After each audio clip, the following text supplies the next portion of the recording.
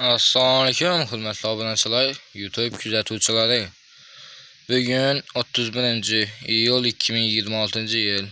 Bugün sizlərə Ürgənc Paxtagərdən bir baş bakaladon kaçar koyub bərəmiş. Kaçarımız həli dolğanına indi 1,5 aylıq oldu. 1,5 ay oldu.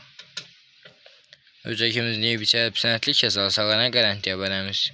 Kaçarımızın boyu 1,5, 1,8 şunu çıxadı. Gördü bala rəslinə. Sifətli xoşluq kaçar. Kellərini göstərmiş hazır.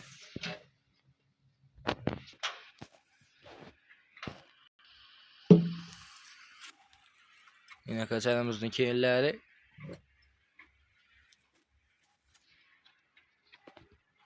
Kaçarımızın gördü bala rəsli.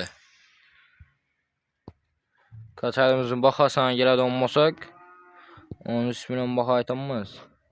12 milyon aytanmaz.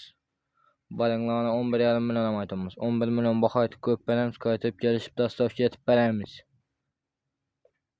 Kanalımıza abunə olub, like basıb, kommentariya yazıb gələnlərə 200 milyon bonusu var. 11 milyonun içində dastavki etib bərəmiz yine öcəkimizini.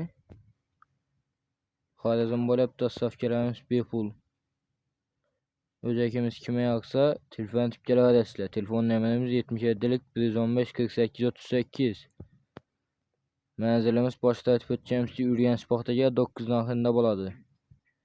Şu bilən videomuz tamam. Sağ olun, aman olun. Bizden güzel işte devam edin. Sizlərə şimdi sifətli, arzan, xoşlu və göz başda devam edəmiz.